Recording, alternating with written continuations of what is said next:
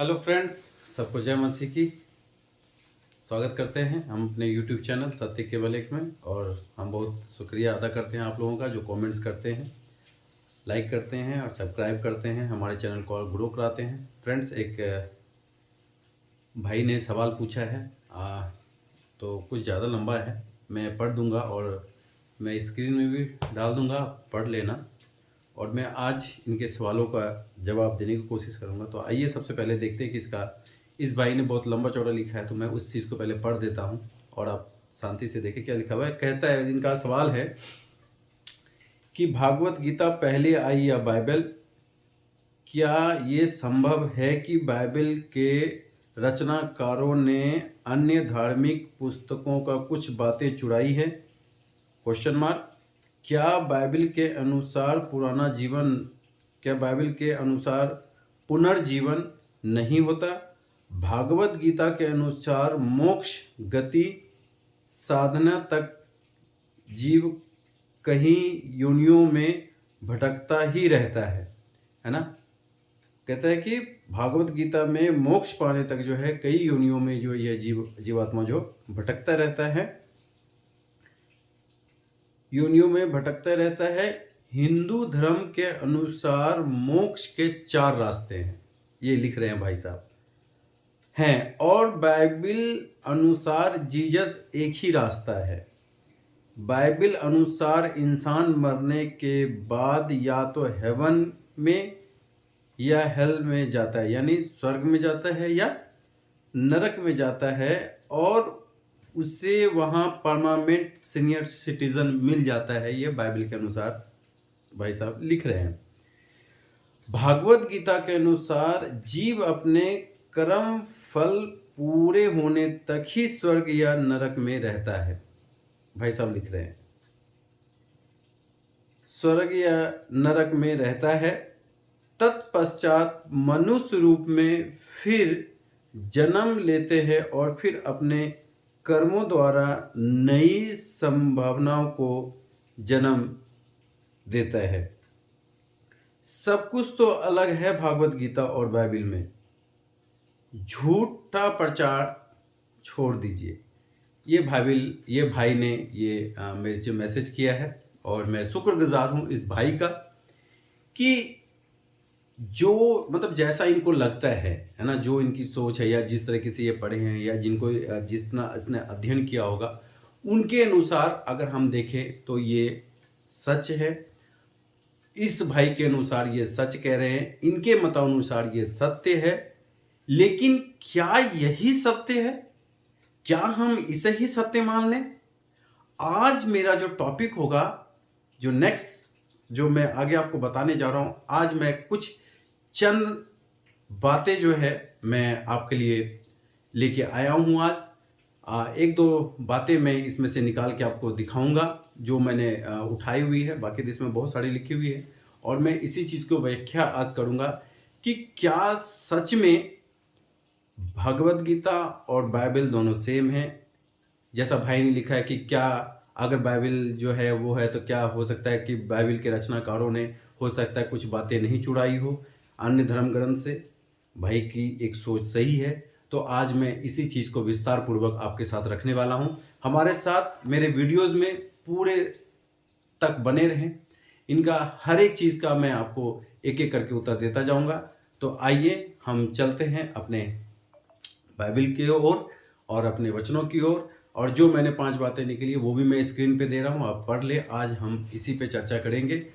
और इस विस्तार से अगर आपको जानना है तो जिस तरीके से भाई ने एक कमेंट किया है, एक सवाल पूछा है, एक जवाब पूछा है, तो मैं आपसे विनती और अनुग्रह करता हूँ कि ठीक आपके भी ऐसे ही अगर आपके मन में कोई शंका होती है, कोई समाधान होती है, तो आप इस चीज़ को जो है आप पूछें।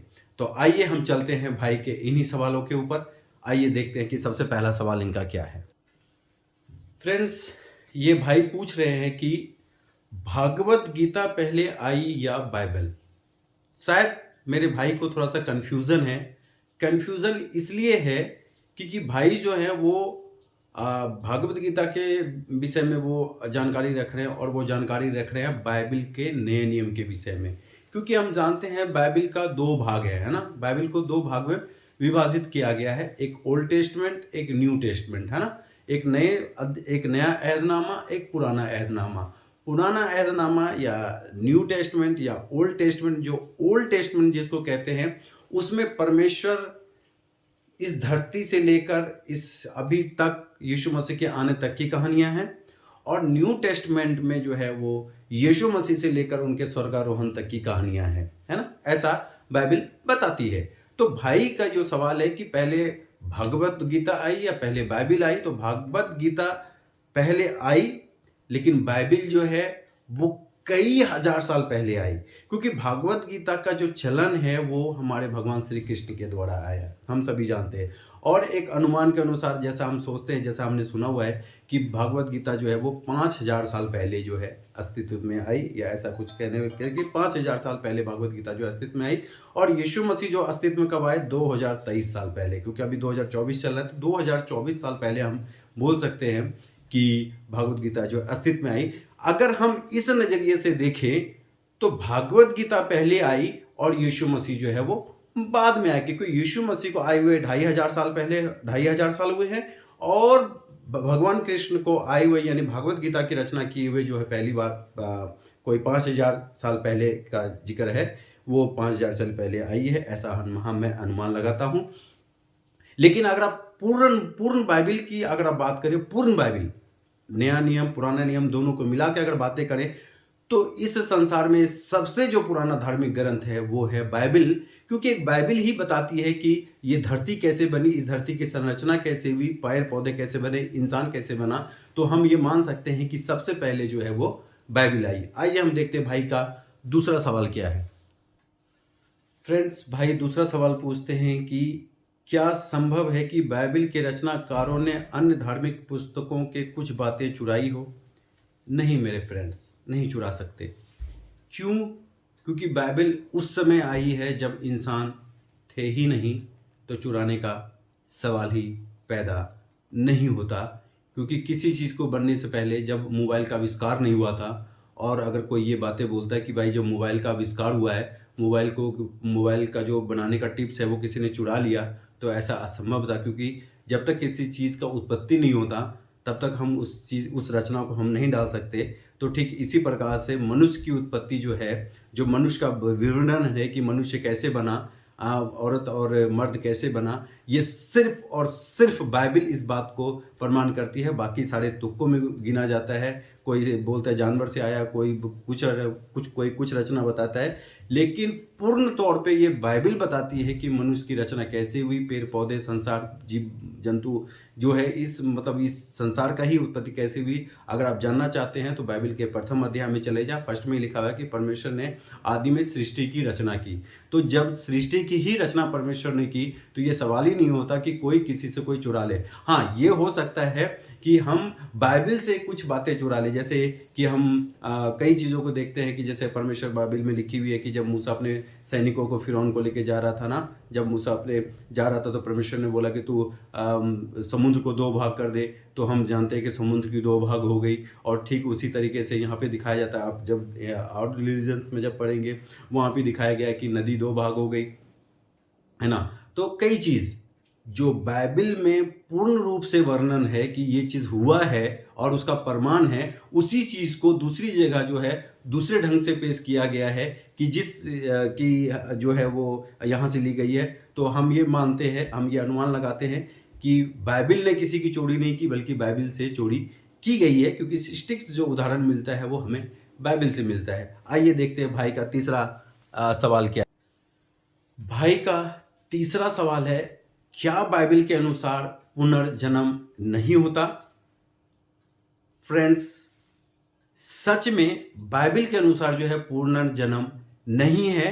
और बाइबिल क्या, किसी के भी अनुसार, कहीं पे भी आप चले जाएं, किसी के भी अनुसार जो है वो पुनर्जन्म नहीं है। एक अगर अपनी राय रखना चाहे तो आप रख सकते हैं, आप स्वतंत्र हैं किसी भी बात को बोलने के लिए। लेकिन अगर एक हम वैज्ञानिक तरीके से, या हम एक जैसे बोलते हैं ना तर्क, जो हम तर्क शक्ति लगाते हैं, जो हम तर्क करते हैं, अगर हम उस तर्क को लेके भी चले तो बाइबल ही इस बात को प्रमाणित करती है कि मनुष्य का जो है पुनर्जीवन नहीं है, वो दोबारा जन्म जो है नहीं लेता। वो क्यों नहीं लेता? क्योंकि जब परमेश्वर ने, जब हम बाइबल पढ़ते हैं, परमेश्वर ने जब आदम और हवा को बनाया, मैं आपके साथ वो अध्याय भी पढ़ देता हूं बाइबल की, ताकि आपको कॉन्सेप्ट क्लियर हो जाए।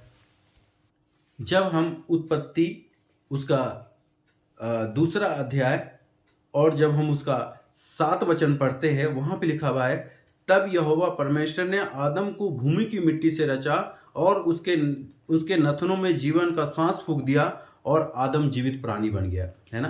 क्या लिखा हुआ है कि परमेश्वर ने क्या किया? आदम को भूमि की मिट्टी से रचा, उसमें अपना सांस फूका, उसको गहरी नींद में डाला, एक पसली निकाला, औरत बनाई, हवा बनाया, दैट एंड। कहानी क्या है कि जब आदम आया तो आदम का कौन आया? आदम के बच्चे आए हवा से, और वही वंशज जो है आज तक हम चलते हुए आ रहे हैं। उसी का वंशज जो आज हम तक चलते आ रहे हैं। सांस फूका, आदम जो है वो जीवित प्राणी बन गया। अब क्या है कि आदम से लेकर अभी तक जितने भी वंशज आए वो सभी आदम के हैं। एक छोटा सा मैं आपको एक उदाहरण से समझाना चाहूँगा, अगर मेरी वीडियोस में अगर आप समझ सकते हैं तो। जब मैं मेडिकल की ट्रेनिंग के लिए गया हुआ था और मसूरी में, तो हमारे जो मैडम थी उसने मुझसे एक सवाल पूछा था कि बच्चा जब गर्भ में आता है तो वो कब, मतलब जीवित लगता है, कि मतलब वो कब आपको कब लगता है कि वो जीवित है? तो मेरा सवाल था कि जब वो मतलब जब वो बच्चा जब पैर उड़ मारने लगता है, जब लाते वाते पेट में मारने लगता है, तब वो बच्चा जो है हमें लगता है कि जीवित है। तो हमारे मैडम ने बोला, नहीं, आप गलत हो। जब बच्चा का जब शुक्राणु जब है अंडकोश में जाता है, तभी से वो जो है एक जीवित प्राणी बन जाता है। मैं वीडियो यूट्यूब पे इतने क्लियर तौर से नहीं समझाना चाहता, लेकिन अगर आप मेरी बोलने की शैली को अगर समझ रहे हैं तो आप समझ गए होंगे कि उस समय से ही जो है बच्चा जो है वो आता रहता है ना? क्या आपने कभी ये सुना है कि कोई मृत व्यक्ति का बच्चा हुआ है? ध्यान से सोचे इस बात को जो मैं कह रहा हूं। क्या आपने कभी ये सुना हुआ है कि किसी मृत व्यक्ति का बच्चा हुआ है? नहीं। हस्बैंड और वाइफ जब मिलते हैं तब जाके बच्चा होता है और उनसे जो है वंश बढ़ता है। तो पुनर्जन्म है या नहीं, ये आपको सोचना है। क्योंकि मेरे अनुसार मैंने अपने वंश को, यानी जो मैं जीवित हूं, और आपको पता है कि बीज से ही निकलता है। मैं जीवित हूं तो मैंने जीवित बच्चे को जन्म दिया। उसमें कोई बाहर से आत्मा नहीं आई, मेरी ये आत्मा है जो अभी बोल रही है, जो अभी सुन रही है, जो अभी चल रही है। उसी आत्मा के द्वारा, इसी अंश के द्वारा जो है हमारे बच्चे आज हमारे पास खिल रहे हैं। तो मेरे कहने का अर्थ आप समझ गए होंगे कि पुनर्जन्म जैसा कुछ भी नहीं है जैसा कि आप सोच रहे हैं। बाइबल में एक बार परमेश्वर ने आदम और हवा को जीवित कर दिया, उसी से आज तक ये संसार चलती आ रही है। कोई वो नहीं है कि मर गया फिर रात में आया। आपने कभी सुना कि किसी भूत ने आके किसी को प्रेग्नेंट कर दिया? क्या ऐसा कुछ देखा आपने? नहीं। क्यों? क्योंकि बाइबल ट्रू सत्य है। बाइबल को कोई भी झुठला नहीं सकता, चाहे आप कितना भी दिमाग लगा लें, चाहे आप कितना भी सोच लें, बाइबल को आप झूठा साबित नहीं कर सकते, तो नहीं कर सकते। क्योंकि आदम से लेकर अभी तक जो वंश चला है वो आगे चलता आ रहा है। जो आपका बच्चा है वो आपके रहते हुए ही संसार में आ गया है। आप अपना अंश छोड़ के इस संसार में जा रहे हैं, मरने के बाद आप वापस नहीं आ रहे। इस चीज को आप जितनी गहराई से समझेंगे उतना ज्यादा अच्छा है। तो मैं इस टॉपिक को इसलिए नहीं उठाता क्योंकि ये जो है ना, ये हस्बैंड और वाइफ का जो एक जो औरत और मर्द का जो संबंध होता है, इसमें बहुत गहराई से मैं आपको प्रवचन दे सकता हूँ या बहुत गहराई से आपको समझा सकता हूँ, लेकिन ये यूट्यूब चैनल शायद उस चीज़ को अलाउ नहीं करता होगा, इसलिए मैं इस तरीके से नहीं बताता। लेकिन अगर आप समझने वाले हैं तो आप समझ गए होंगे कि जो आपने लिखा है कि पुनर्जन्म जो मरता है फिर आता है, नहीं नहीं नहीं, कहाँ से आपने सीख लिया, कैसे आपने देख लिया? आप एक सोच समझ रखने वाले इंसान है, एक समझ वाले रखने इंसान है। हम सोच सकते हैं क्योंकि हमारा बच्चा हमारे रहते हुए ही आ जाता है, हमारे जाने के बाद नहीं आता। ये कहाँ से चलता हुआ आ रहा है? बाइबल से ही चलता हुआ आ रहा है, क्योंकि एक ही परमेश्वर ने एक ही आदम को पहले जीवित किया, उनसे ये सारा सिस्टम चला। आइए देख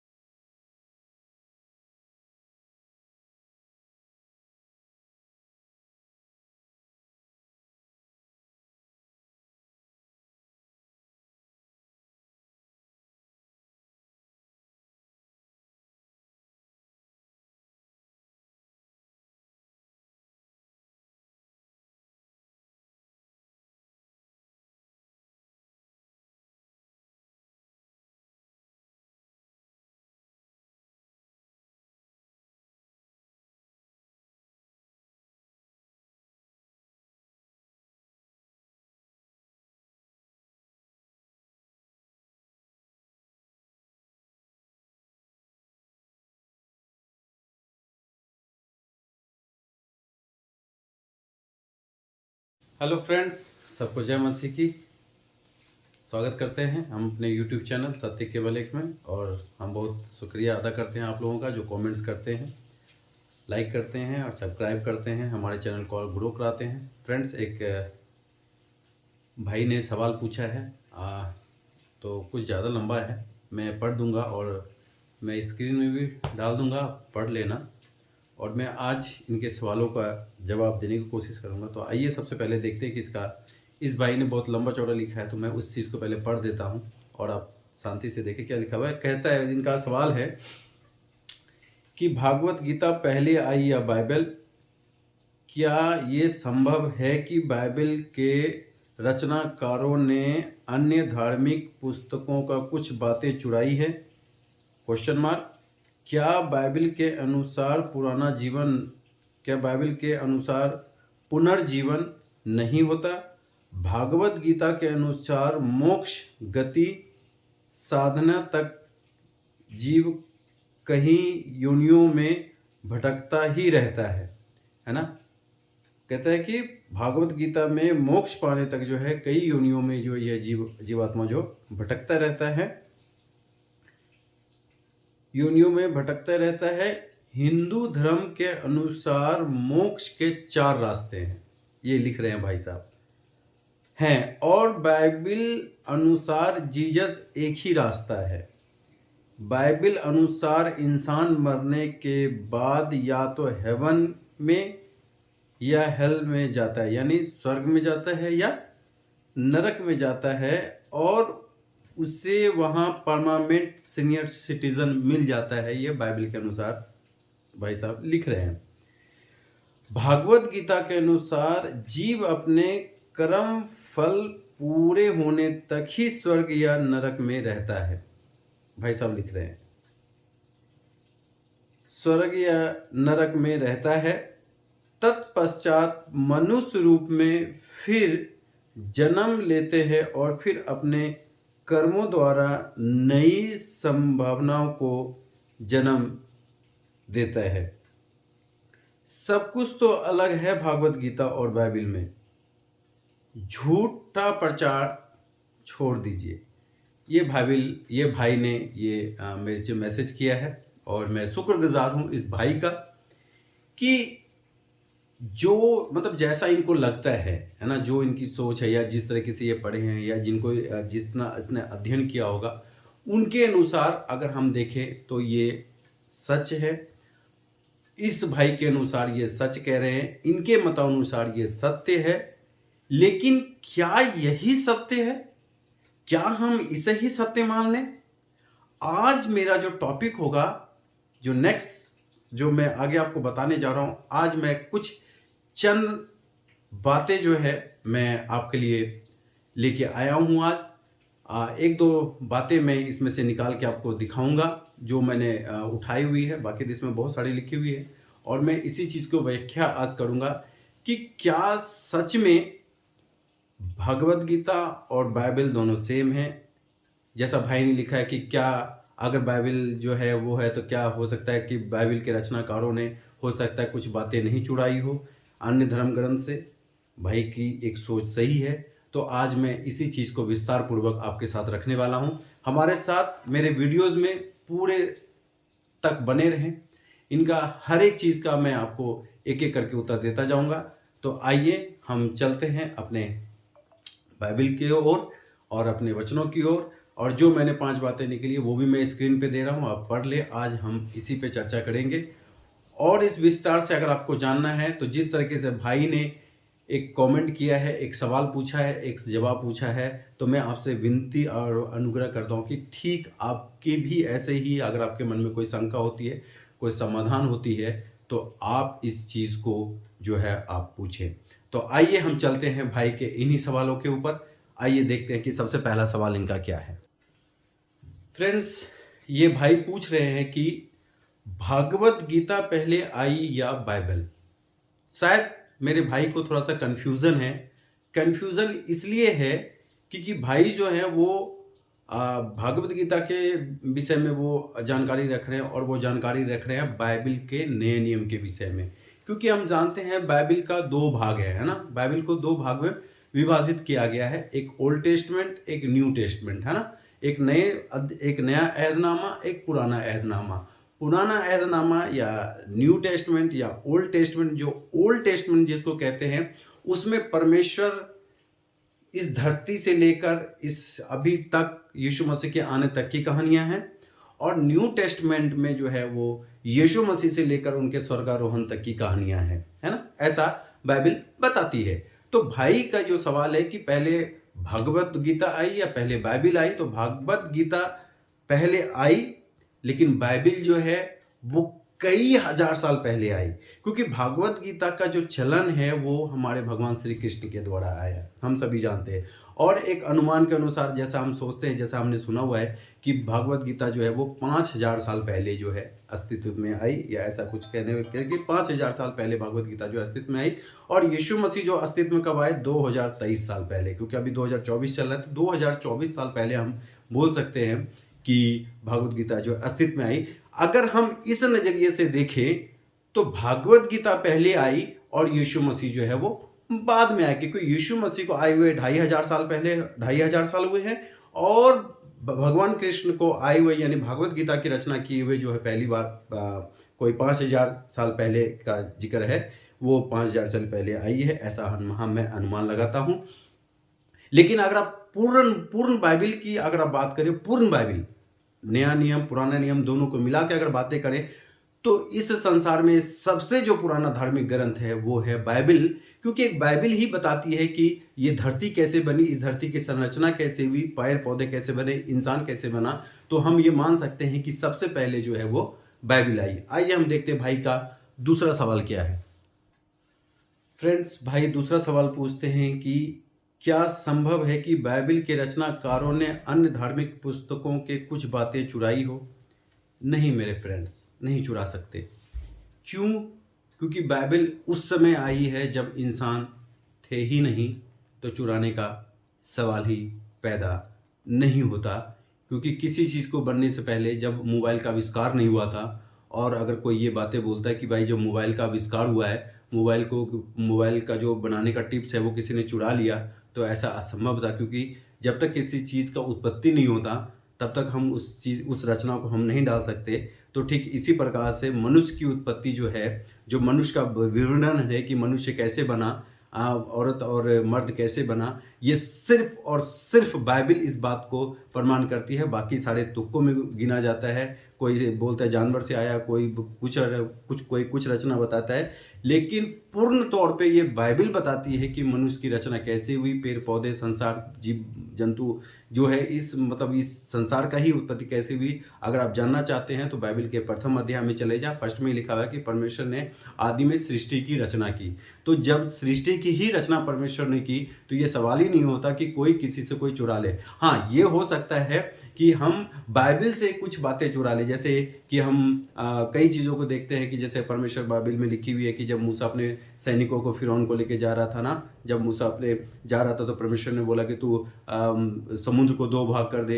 तो हम जानते हैं कि समुद्र की 2 भाग हो गई। और ठीक उसी तरीके से यहाँ पे दिखाया जाता है, आप जब आउट रिलीजन्स में जब पढ़ेंगे वहाँ पे दिखाया गया है कि नदी 2 भाग हो गई, है ना। तो कई चीज़ जो बाइबिल में पूर्ण रूप से वर्णन है कि ये चीज़ हुआ है और उसका प्रमाण है, उसी चीज़ को दूसरी जगह जो है दूसरे ढंग से पेश किया गया है कि की जो है वो यहाँ से ली गई है।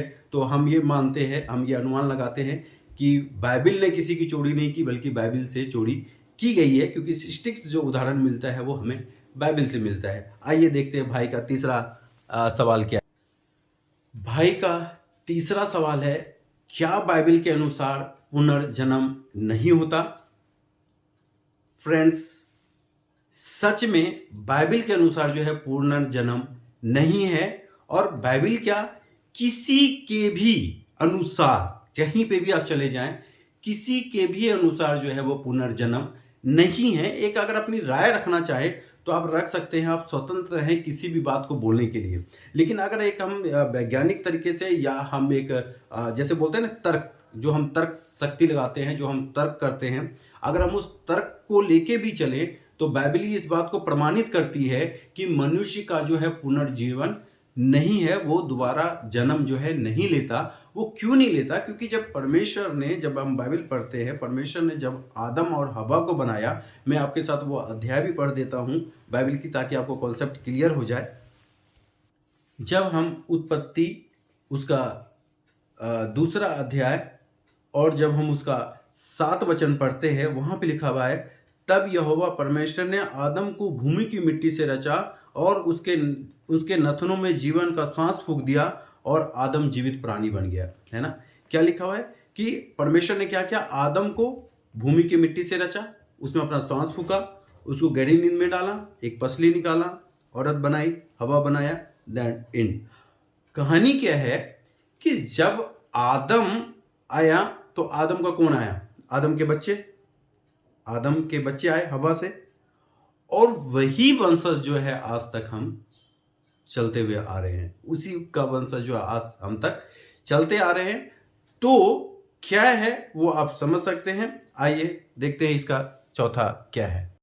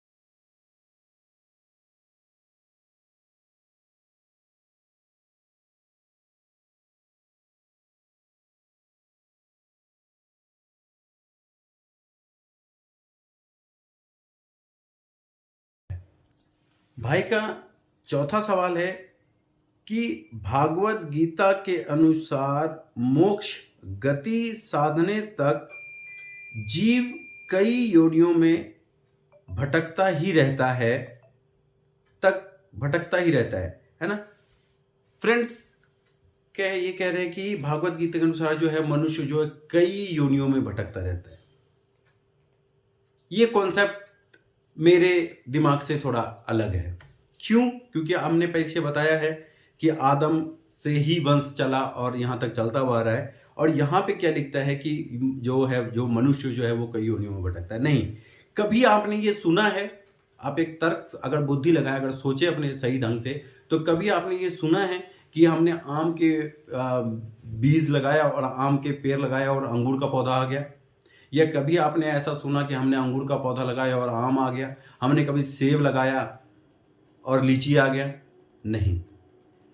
जिस चीज का पेड़ है, सपोज करें अगर एक पेड़ है अमरूद का, अगर अमरूद बड़ा होता है, अमरूद का पेड़ बड़ा हो जाता है, बेशक अमरूद पक्के सड़ जाते हैं, अमरूद पक्के गल जाते हैं, वो गिरते हैं, उनकी बीज जमीन पे गिरती है और उसी से दूसरा पौधा निकलता है। अगर हम धान की बुआई करते तो हमें धान ही बोना पड़ता है, उसमें गेहूं बो के हम धान की उगाई नहीं कर सकते। मेरा कहना यह है कि जो परमेश्वर ने जिस आदम को अपने मिट्टी से रच दिया, जिस मिट्टी से उसको बना दिया, वही इंसान मरा और उनका वंश आज तक चलता हुआ रहा है। तो यहाँ पे योनियों को भटकने वाला सिस्टम कोई है ही नहीं। यहाँ पे योनि वाला सिस्टम जो है मुझे कॉन्सेप्ट से में समझ नहीं आता कि किस तरीके से, क्योंकि मुझे पता है कि आम का पेड़ आम ही देगा, बबूल का पेड़ बबूल ही देगा, अगर अंगूर का पेड़ अंगूर ही देगा, तो फिर इंसान जो है मर के वह दूसरी योनियों में कैसे भटक सकता है? ये असंभव है। आप मेरे पीछे वीडियोज में देख सकते हैं। अगर फिर भी आपका कोई कन्फ्यूजन है तो आप बिल्कुल सवाल जवाब करें, हम आपके सवाल जवाब देने के लिए बैठे हुए हैं। आइए देखते हैं इनका 5वां सवाल क्या है। और ये लिखते हैं कि हिंदू धर्म के अनुसार मोक्ष के 4 रास्ते हैं। भाई ने वो नहीं लिखा कि कौन से रास्ते हैं। अगर वो ये चीज़ लिखते हैं तो मैं इनको बता सकता था, लेकिन वो कुछ नहीं लिखे हैं, इसलिए मुझे नहीं लगता कि इनके आगे मैं कुछ बोलूं, क्योंकि हो सकता है मैं कुछ बोलूं उनके समझ में नहीं आए। अगर वो कमेंट करते कि ये चीज़ है तो मैं उनको समझा सकता कि क्या ये बाइबल के तर्क संगत है, क्या ये बाइबल के अंदर आता है, क्या ये उसके अनुसार है। क्योंकि मोक्ष आपको कब मिलता है? मोक्ष जब आपको मिलता है जब आप सही दिशा में चलते हैं। सपोज करें कि मेरा बेटा मेरा है, अगर वो मेरे कहे अनुसार चलता है तो वो मेरा उत्तम बेटा कहलाता है, मेरा सभी जगह का पूरा अधिकारी वो कहलाता है।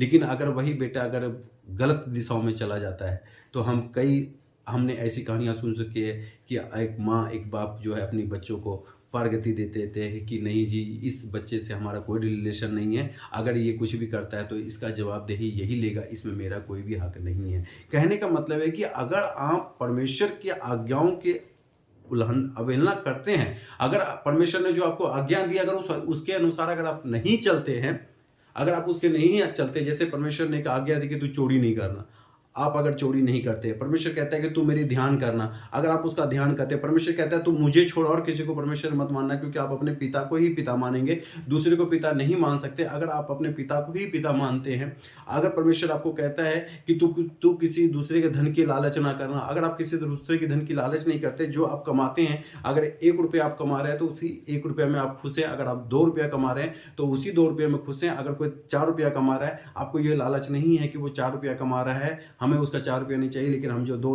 रुपया के ही कमा रहे हैं, हम उनके अनुसार अपने बच्चों के साथ बैठ के हम 2 वक्त की रोटी खा सकते हैं, तो आप परमेश्वर के रास्ते पे हैं, आपका मोक्ष संभव है, क्योंकि परमेश्वर के रास्ते पे ही चलना मोक्ष कहलाता है। अगर भाई साहब ये लिखते हैं फिर से कमेंट में कि वो मोक्ष के कौन से 4 रास्ते हैं, तो मैं उस पर अपनी राय जरूर रखना चाहूँगा। आइए देखते हैं आगे क्या है भाई का।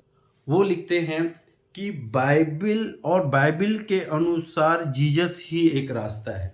सही मेरे प्रियो, शायद ये भाई को समझ में आ जाए तो अच्छी बात है, क्योंकि देखिए क्या है कि सबका एक अपना अपना समय है। इस चीज़ पे मैं कई बार वीडियोस बना चुका हूँ, कई बार मैं प्रचार भी कर चुका हूँ कि सबका एक अपना अपना समय है। अगर सपोज करें एक हम किसी पार्टिकुलर को अगर लेते हैं, जैसे हम सपोज करें हम भगवान श्री राम को लेते हैं, तो भगवान श्री राम किस काल में आए? जब रावण के विद्रोह हुआ, है ना। जब रावण का जोड़ बढ़ा तब हमारे भगवान श्री राम ने अवतार लिया। जब कंस का जोड़ हुआ हमारे भगवान श्री कृष्ण ने अवतार लिया। भगवान श्री राम का एक अपना अलग युग था, क्योंकि वो मर्यादा पड़े पुरुषोत्तम राम कहलाए, है ना। वो भी अवतार थे, भगवान श्री कृष्ण भी अवतार थे, उनका एक अपना अलग युग था, है ना। कंस से लड़ना और कंस के जब उधार दे दिया कि जब कंस को मार दिया, जो है कहानी आगे बढ़ गई। भगवान श्री राम की कहानी जो है वो जब रावण को मार दिया उनकी कहानी आगे बढ़ गई, है ना। एक वक्त आया जब यीशु मसीह का समय आया, जब यीशु मसीह को जो कार्य दिया गया, है ना। अब हम देखते हैं पीछे कहीं कहीं कहीं एक समय था जब हम भगवान श्री राम को देखते हैं कि वो, है ना, एक गिलहरी को भी अपने हाथों से प्यार करते हैं, कि, है ना। कई चीज़ें आप अगर आप भगवान, अगर आप रामायण अगर आप जानते हैं तो आप जानते हो कि मर्यादा पुरुषोत्तम उसको क्यों कहा गया। और जब आप भगवान श्री कृष्ण की जीवनी को जब हम देखते हैं तो हम देखते हैं कि भगवान श्री कृष्ण जब आए तो उनका एक अलग युग था, कंस के साथ महाभारत, है ना, कई युग। तो ये नहीं है कि वो अपने युग में गलत है, नहीं नहीं नहीं नहीं।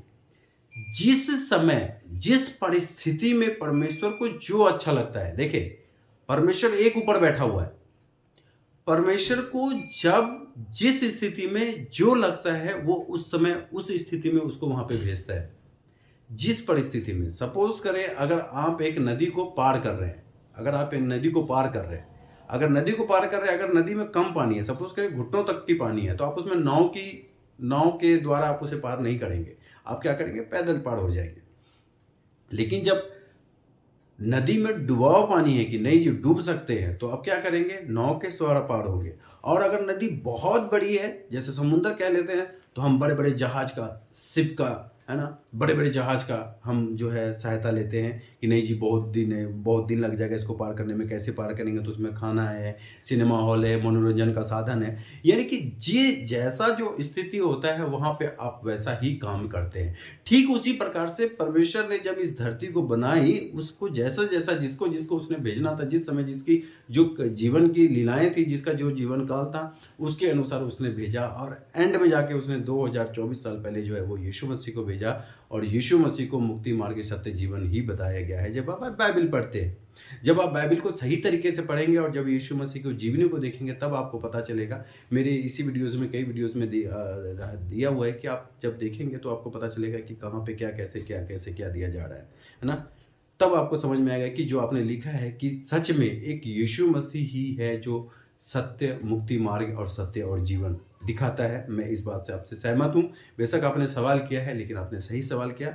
मेरे जब इस वीडियोज़ को देखेंगे, जब आप बाइबल पढ़ेंगे, मैं इस चीज़ पर आपको इस चीज़ पे मैं ज़्यादा फोकस नहीं करना चाहता, क्योंकि मैं नहीं चाहता कि किसी का दिल का ठेस पहुँचे। मैं 10 बार कहता हूँ, मेरा उद्देश्य कभी भी दिल को ठेस पहुँचाना नहीं है और ना ही किसी को भला बुरा कहना है। मेरा उद्देश्य है सिर्फ आपके साथ सत्य रखने का, है ना। तो मेरी इस वीडियो को अन्यथा ना ले, सिर्फ और सिर्फ जानकारी के लिए देखें। आइए आगे देखते हैं इनका और सवाल जवाब। भाई साहब लिखते हैं कि भागवत गीता के अनुसार जीव अपने कर्म फल पूरे होने तक ही स्वर्ग या नरक में रहते हैं। तो इस चीज़ का जो उत्तर है मैं दे चुका हूँ कि दूसरा जीवन नहीं है।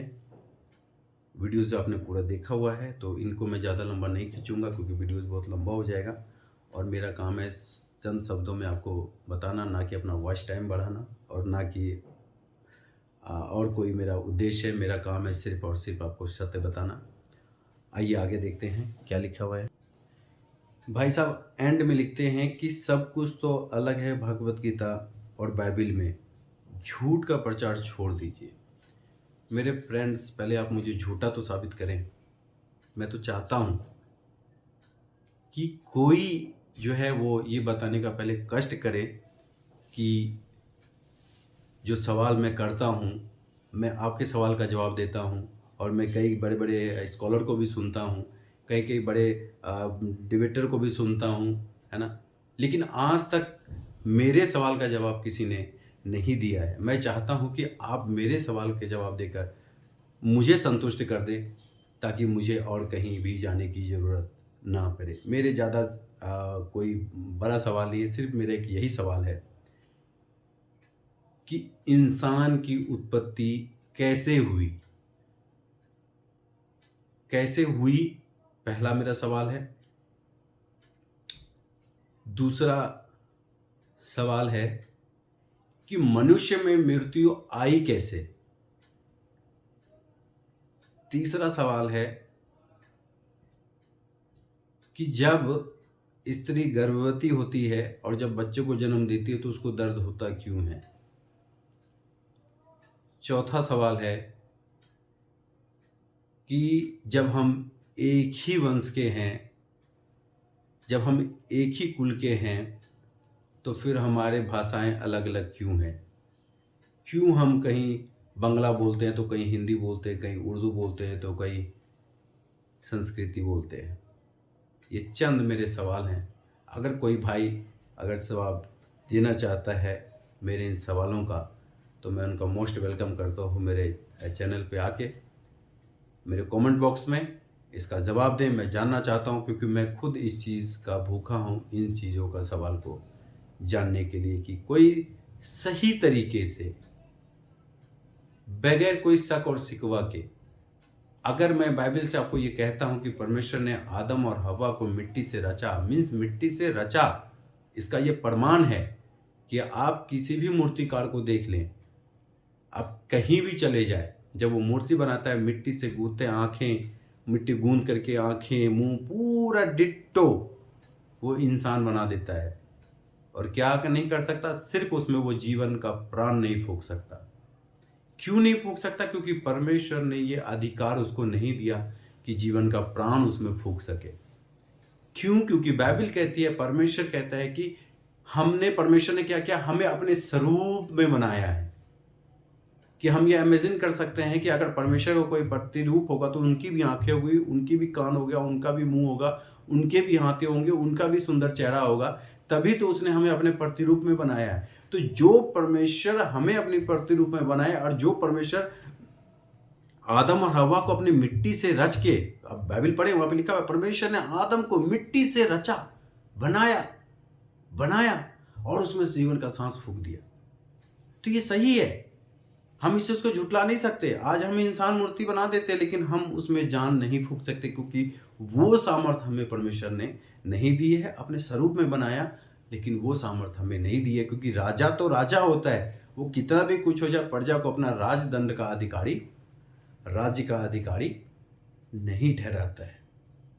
तो कुछ सवाल मेरे ऐसे हैं, अभी तक मैंने कई डिबेटरों को सुना, कई बाबाओं को सुना, लेकिन कोई भी ये सवाल को हूबहू लेके नहीं आ सके कि बिल्कुल भी हाँ जी कोई कह सके नहीं जी ये 100% सत्य है, ऐसा हो सकता है।